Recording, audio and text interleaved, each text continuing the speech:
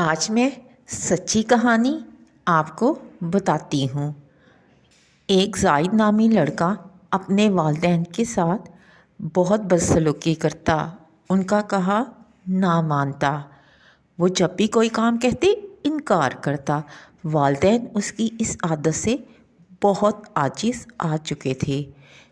ایک دن والد ایک تختہ اور کیل لے کے آیا اور زاہد کو کہا کہ جب بھی تم کوئی بدتمیزی کرو تو اس تختے میں ایک کیل ٹھوک دینا۔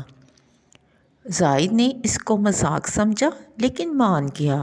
اب جب بھی بدتمیزی کرتا تو تختے میں ایک کیل ٹھوک دیتا۔ کچھ دنوں کے بعد ہی وہ تختہ کیلوں سے بھر گیا۔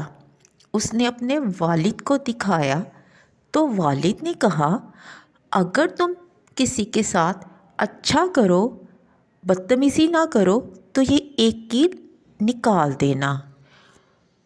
زاہد نے ایسا ہی کیا اور جب بھی وہ کسی کے ساتھ اچھا کرتا، اچھے طریقے سے بولتا تو ایک کیل نکال دیتا۔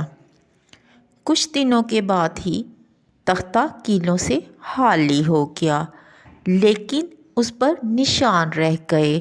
اس کے والد نے اسے بتایا کہ بیٹا اگر تم کسی کے ساتھ بدتمیزی، بدسلوکی کرو گے تو بالکل اس تختے کی طرح ہوگا کہ